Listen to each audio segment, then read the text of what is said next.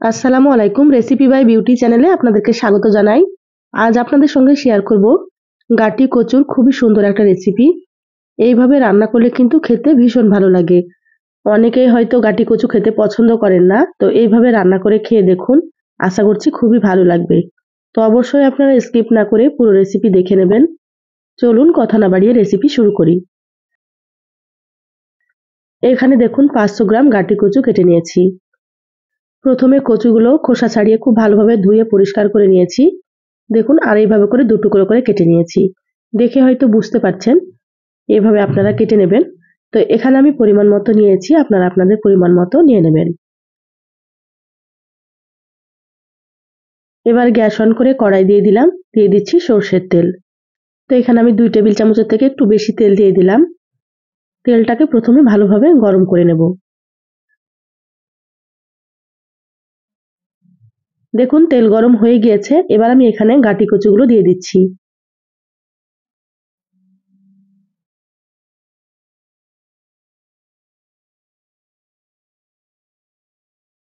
সম্পূর্ণ কচুগুলো দিয়ে দিলাম। এবার দিয়ে দিচ্ছি হাফ চা চামচ লবণ, দিয়ে দিচ্ছি সামান্য একটু হলুদ গুঁড়ো। এবার গ্যাসের আঁচ মিডিয়ামে রেখে কচুগুলোকে খুব ভালোভাবে ভেজে নেব। অবশ্যই কিন্তু কচুগুলো ভেজে নিতে হবে, তাহলে রেসিপিটা খেতে ভালো লাগবে। এইভাবে ভেজে রান্না করলে কিন্তু কচুর আঠালো ভাবটা চলে যাবে। তো একটু সময় নিয়ে আপনারা ভেজে নেবেন। যারা ভিডিওটি ইউটিউব চ্যানেল থেকে নতুন দেখছেন, প্লিজ চ্যানেলটা সাবস্ক্রাইব করে চ্যানেলের সাথে থাকবেন। যারা ফেসবুক পেজ থেকে ভিডিওটি দেখছেন, একটা লাইক দিয়ে পেজটা ফলো করে রাখবেন পরবর্তী ভিডিওর নোটিফিকেশন পাওয়ার জন্য। আমার শরীরটা খুব খারাপ, আপনারা হয়তো ভয়েসটা শুনে বুঝতে পারছেন। তো অবশ্যই আপনারা ক্ষমা সুন্দর দৃষ্টিতে দেখবেন।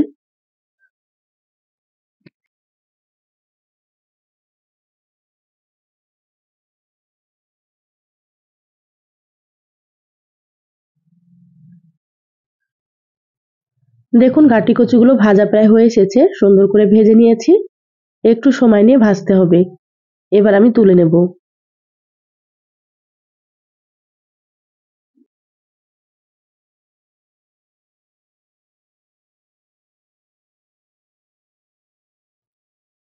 গাটি কচুগুলো তুলে প্লেটে রেখে দিলাম। এবার ওই তেলের মধ্যে দিয়ে দিচ্ছি সামান্য একটু গোটা জিরা।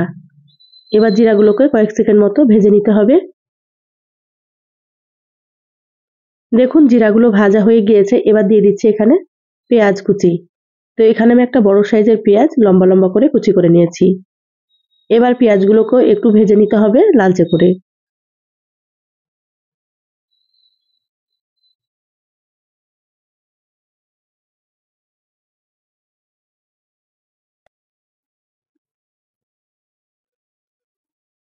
দেখুন, পেঁয়াজগুলো ভাজা হয়ে গিয়েছে, হালকা লালচে করে ভেজে নিলাম।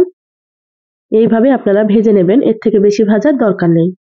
এবার দিয়ে দিচ্ছি এখানে হাফ চা চামচ রসুন বাটা, আর দিয়ে দিচ্ছি হাফ চা চামচ আদা বাটা।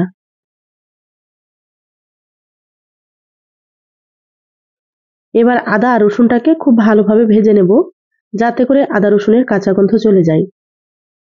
গ্যাসের আঁচ মিডিয়ামে রেখে 3 থেকে 4 মিনিট ভেজে নিচ্ছি।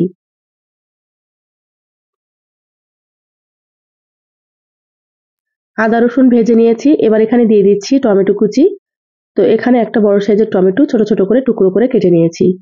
টমেটো দিলে কিন্তু খেতে আরো বেশি ভালো লাগবে। তা আপনাদের হাতের কাছে থাকলে অবশ্যই দিয়ে দেবেন।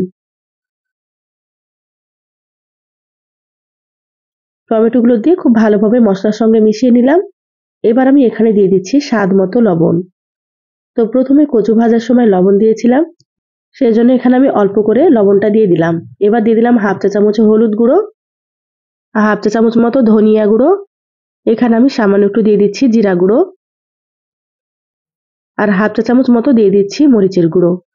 তো এখানে কিন্তু আপনারা ঝালটা নিজেদের টেস্ট অনুযায়ী দিয়ে দেবেন, আপনারা যেমন ঝাল খেতে পছন্দ করেন। এবার অল্প একটু পানি দিয়ে দিলাম। পানিটা কিন্তু অবশ্যই দিতে হবে। পানি দিয়ে মশলা খুব সুন্দর করে কষিয়ে নিতে হবে। পানি না দিলে কিন্তু শুকনো মশলাগুলো পুড়ে যাবে। সেজন্য আপনারা পানি দিয়ে মশলা খুব ভালোভাবে কষিয়ে নেবেন, আর টমেটোগুলো নরম করে নেবেন। এবার এখানে দিয়ে দিচ্ছি 4টে চেরা কাঁচামরিচ। ঢাকা দিয়ে মশলা কষিয়ে নেব প্রায় 5 থেকে 6 মিনিট।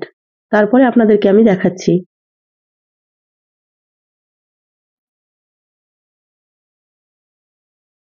6 মিনিট মিডিয়াম আঁচে মশলা কষিয়ে নিয়েছি, ঢাকাটা খুলে নিলাম।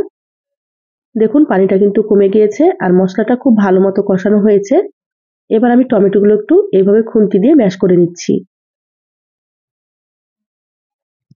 এখানে আমি টমেটো কুচি করে ব্যবহার করেছি, আপনারা চাইলে কিন্তু বেটেও ব্যবহার করতে পারেন। এবার এখানে দিয়ে দিচ্ছি ভেজে রাখা গাটি কচু। কচুগুলো মশলার সঙ্গে আবারও আমি 2 থেকে 3 মিনিট খুব ভালোভাবে কষিয়ে নেব।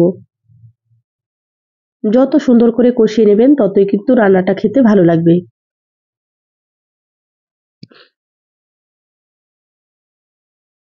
আমার চ্যানেলে আরো অনেক রেসিপি আছে, চাইলে কিন্তু আপনারা দেখে নিতে পারেন। আমি সবসময় সহজ রেসিপি আপনাদের সঙ্গে শেয়ার করার চেষ্টা করি।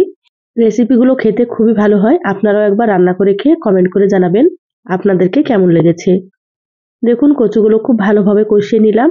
এবার আমি এখানে দিয়ে দিচ্ছি ফুটন্ত গরম পানি। অবশ্যই আপনারা গরম পানি দিয়ে দেবেন, গরম পানি দিলে কিন্তু কচুগুলো খুব তাড়াতাড়ি সেদ্ধ হয়ে যাবে আর রান্নাটা খেতেও কিন্তু ভালো লাগবে। তো এখানে প্রায় আমি 2 কাপ মতো পানি দিয়ে দিলাম। আপনারা যেমন ঝোল রাখতে পছন্দ করবেন সেইভাবে করে এখানে পানি দিয়ে দেবেন। পানি দেওয়ার পরে খুব ভালোভাবে একটু নেড়েচেড়ে মিশিয়ে নিচ্ছি। এবার ঢাকা দিয়ে মিডিয়াম আঁচে প্রায় 10 থেকে 12 মিনিট রান্না করে নেব। তারপরে দেখাচ্ছি।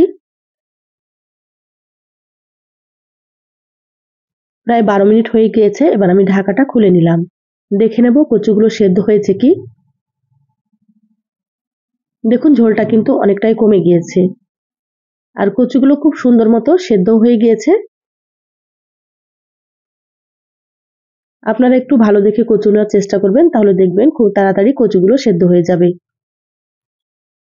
এবার আমি এখানে দিয়ে দিচ্ছি হাফ চা চামচ ভাজা জিরা গুঁড়ো। আমি যতটা পরিমাণে রান্না করেছি সেই পরিমাপে কিন্তু মশলাগুলো দিয়ে দিলাম। আপনারা যদি এর থেকে বেশি রান্না করেন তাহলে আপনারা কিন্তু মশলার পরিমাণ একটু বাড়িয়ে দেবেন। এবার ভাজা জিরার গুঁড়োটাকে খুব ভালোভাবে একটু নেড়েচেড়ে মিশিয়ে নিচ্ছি। ঝোল আমি এরকমই রাখবো, কারণ নামানোর পরে ঝোলটা অনেকটাই কমে যাবে। দেখুন মশলা মিশিয়ে নিয়েছি, রান্না হয়ে গিয়েছে। এবার আমি গ্যাস বন্ধ করে দিচ্ছি। ঢাকা দিয়ে 5 মিনিট রেখে তারপরে আপনাদেরকে দেখাচ্ছি। 5 মিনিট পর বুলে ঢেলে নিয়েছি আর কতটা সুন্দর হয়েছে দেখুন। খেতেও কিন্তু ভীষণ ভালো হয়। আপনারা অবশ্যই এইভাবে একবার রান্না করে খেয়ে দেখবেন। বাড়ির ছোট থেকে বড় সকলেই কিন্তু খুবই পছন্দ করবে।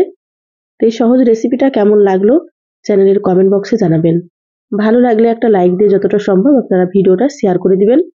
সবাই ভালো থাকবেন, সুস্থ থাকবেন। দেখা হবে আবারও কোনো নতুন রেসিপিতে।